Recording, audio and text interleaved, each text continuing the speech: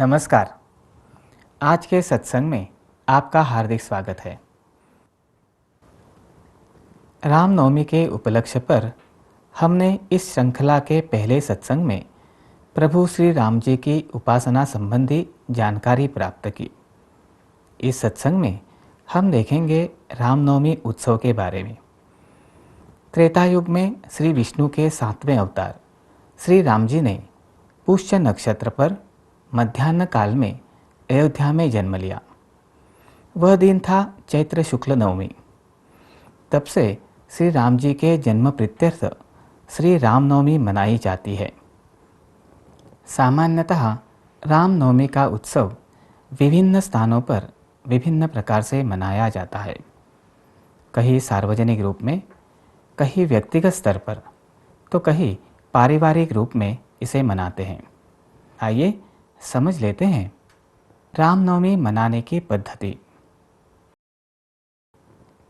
श्री राम तत्व का अधिकाधिक लाभ प्राप्त करने के लिए उपासना में श्री राम जी की प्रतिमा का पूजन, स्तोत्र पाठ व नाम जप करें।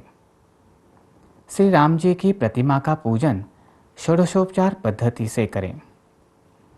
षोडशोपचार पूजन संभव न हो तो पंचोपचार पद्धति से पूजन करें। इसके लिए देखते हैं एक चित्रफित। रामनवमी के उपलक्ष्य में प्रभु श्री राम की प्रतिमा की पूजा विधि व उपासना पद्धति। रामनवमी की पूजा के लिए नित्य पूजा की सामग्री के साथ सौंठ का बनाया विशेष प्रसाद होता है। सौंठ अर्थात सूखे अदरक का चूर्ण व पीसी हुई चीनी व सूखे नारियल का चूरा मिलाकर उस मिश्रण को प्रसाद के रूप में निवेदित किया जाता है। पूजा विधि आरंभ करते समय प्रथम आचमन करें। अब प्राणायाम करें।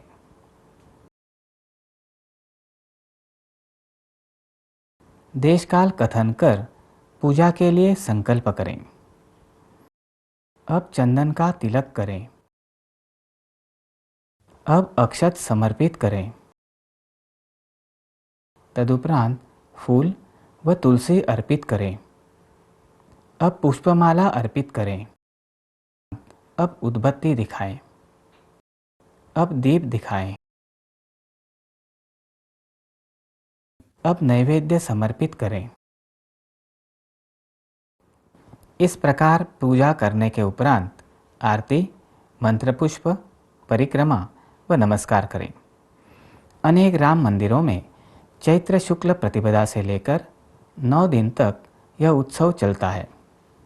रामायण के पारायण, कथा कीर्तन तथा राम मूर्ति का विविध श्रृंगार कर यह उत्सव मनाया जाता है। यह हुआ सार्वजनिक उत्सव। कुछ स्थानों पर कुछ परिवारों के सदस्य एकत्रित होकर यह उत्सव मनाते हैं। कुछ लोग 9 दिन उपवास कर इसे व्यक्तिगत स्तर पर व्रत के रूप में भी मनाते हैं। राम का स्मरण, भजन व पूजन कर 9वें दिन श्री राम जन्मोत्सव मनाते हैं। अगले दिन उद्यापन कर व्रत की समाप्ति करते हैं। चैत्र शुक्ल नवमी के दिन मध्याह्न काल में श्री राम जी के जन्म का कीर्तन होता है।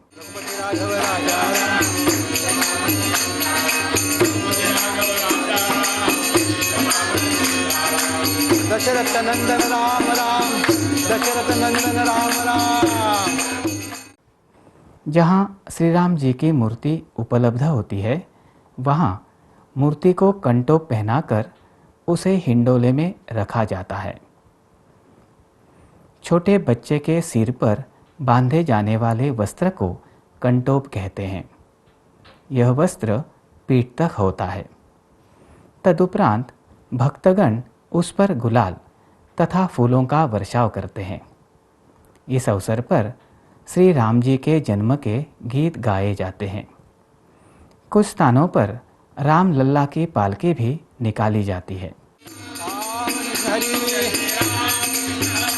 जय जय राम कृष्ण हरि, राम कृष्ण हरि। तदुपरांत श्री राम जी का स्तोत्र पाठ व नाम जप किया जाता है।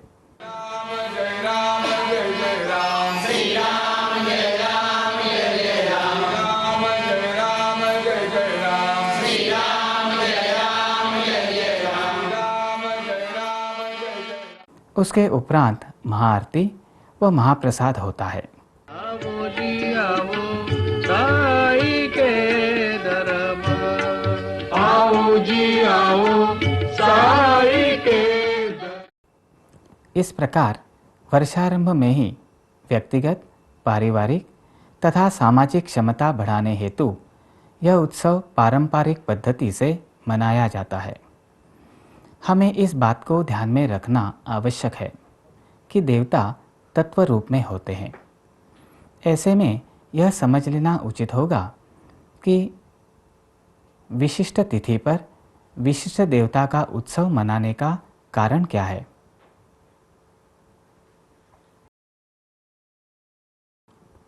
किसी एक विशिष्ट तिथि पर विशिष्ट देवता का तत्व संपूर्ण ब्रह्मांड में अधिक मात्रा में कार्यरत होता है, जिस कारण देवता का चैतन्य तथा सात्विकता अधिक मात्रा में प्रक्षेपित होती है।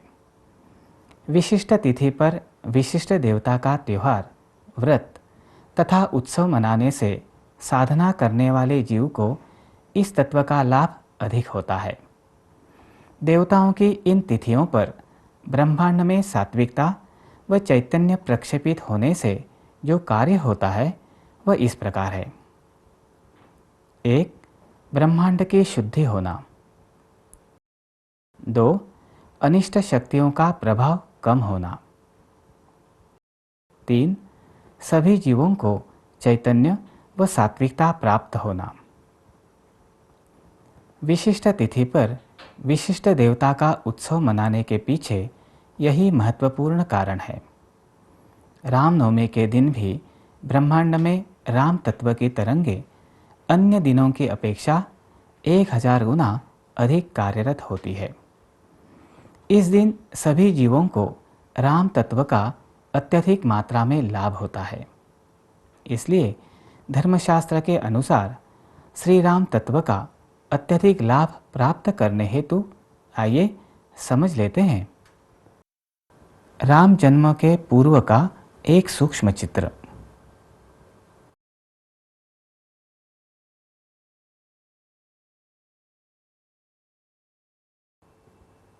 रामनवमी के दिन ब्रह्मांड से श्री राम का निर्गुण तत्व पृथ्वी पर आकृष्ट होता है।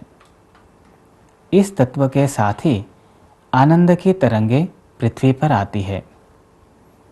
श्री राम के निर्गुण तत्व से चैतन्य की तरंगे निर्माण होती है व पृथ्वी पर आकृष्ट होती है।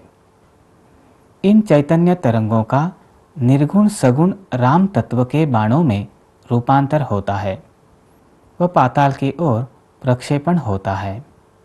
इसके कारण वातावरण में विद्यमान अनिष्ट शक्तियों की परत कम होने अर्थात कवरिंग कम होने लगती है। अब देखते हैं राम जन्म के कुछ क्षण पहले का सूक्ष्म चित्र। श्री राम का निर्गुण तत्व निर्गुण सगुण स्वरूप में पृथ्वी पर आकृष्ट होता है व पालने में अर्थात हिंडोले में उसका सगुण निर्गुण स्वरूप में रूपांतर होता है। श्री राम के निर्गुण तत्व का सगुण निर्गुण में रूपांतर होने की प्रक्रिया इस प्रकार है। ब्रह्मांड में श्री राम का निर्गुण तत्व विद्यमान रहता है।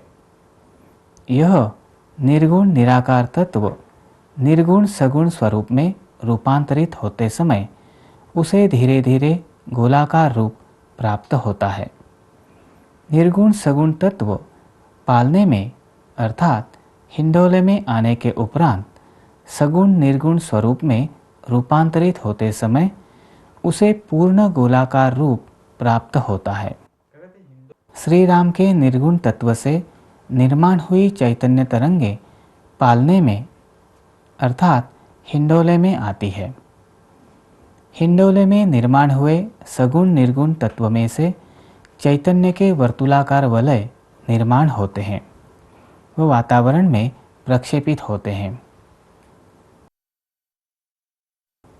अब देखते हैं श्री राम जन्म के समय का सूक्ष्म चित्र। राम जन्म के समय निर्गुण राम तत्व सगुण निर्गुण स्तर पर अधिक मात्रा में आने के कारण उनसे निर्माण हुए चैतन्य की मात्रा अधिक होती है। राम जन्म के समय श्री राम जी के सगुण निर्गुण तत्व का तेजोमय गोला निर्माण होता है। इस गोले का रूपांतर वर्तुलाकार कार्यरत चैतन्य तरंगों में होता है व उससे वातावरण में चैतन्य के कण प्रक्षेपित होते हैं। चैतन्य का शक्ति में रूपांतर होकर उसका पाताल की ओर प्रक्षेपण होता है। इसके कारण पाताल में विद्यमान अनिष्ट शक्तियां दूर जाती है। अब तक हमने विशिष्ट तिथि पर विशिष्ट देवता का उत्सव मनाने का कारण, रामनवमी का उत्सव किस प्रकार मनाया जाता है तथा प्रभु श्री राम की प्रतिमा की पूजा विधि देखी। पूजा विधि के उपरांत उपासना के रूप में श्री राम जी के स्तोत्र पाठ व त्रयोदशाक्षरी मंत्र का जप करना चाहिए। सूक्ष्म चित्रों द्वारा रामनवमी के दिन श्री राम तत्व पृथ्वी पर कैसे आता है यह हमने समझ लिया। रामनवमी के दिन राम जन्म के उपरांत श्री राम जी का स्तोत्र पाठ भी किया जाता है। इससे पहले कि हम श्री राम जी के स्तोत्र संबंधी जानकारी लें, समझ लेते हैं स्तोत्र शब्द की परिभाषा। स्तुयते अनेन इति, अर्थात जिसके योग से देवता का स्तवन किया जाए उसे स्तोत्र कहते हैं। समझ लेते हैं स्तोत्र पाठ से होने वाले लाभ। स्तोत्र पाठ का पहला लाभ है वाणी शुद्ध होना व चैतन्य की प्राप्ति होना। स्तोत्र संतों की वाणी द्वारा स्वयं सिद्ध होकर मानव के कल्याण हेतु निर्माण हुए हैं। इसलिए स्तोत्र पाठ करने से पठनकर्ता की वाणी शुद्ध होती है व उसे चैतन्य का लाभ होता है। स्तोत्र पाठ का दूसरा लाभ है चैतन्य का ग्रहण व प्रक्षेपण होना।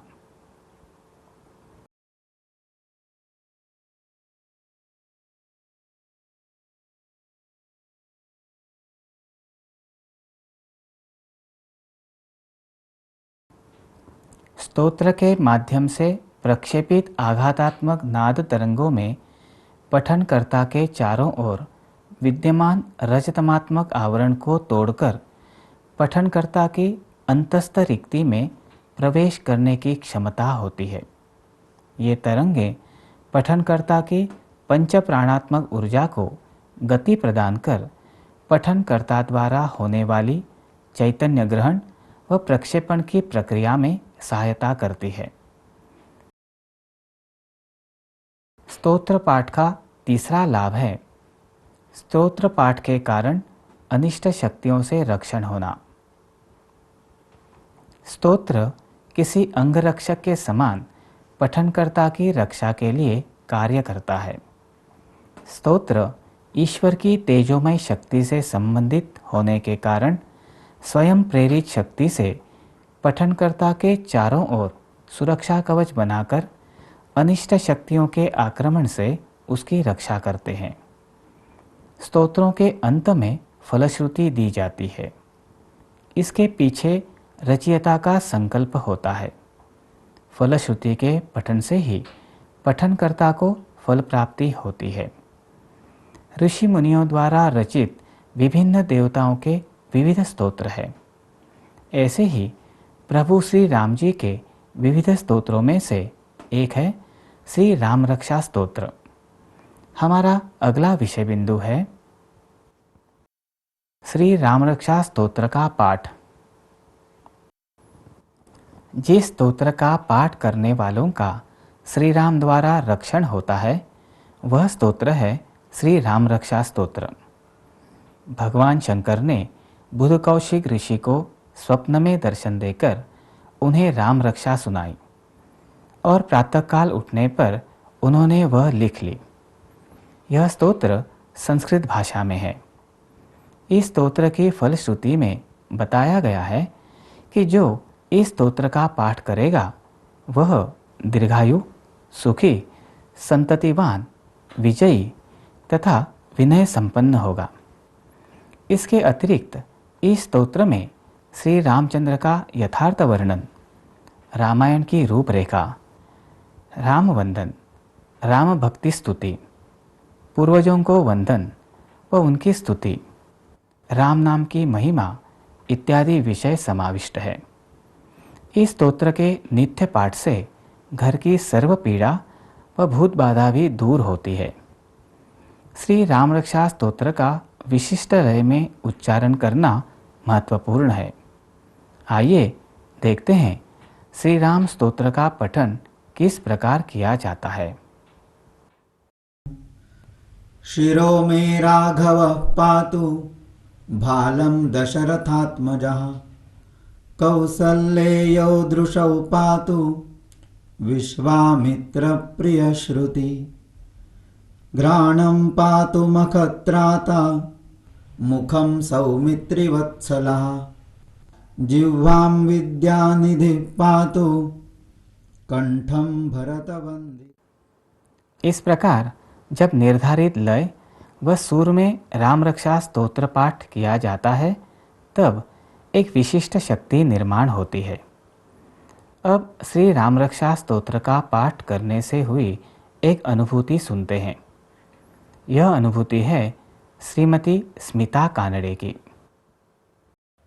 दिनांक 27 मार्च 2007 को श्री रामनवमी के दिन श्री राम रक्षा का पाठ करते समय प्रत्येक शब्द के उच्चारण से क्या अनुभव हो रहा है यह मैं देख रही थी।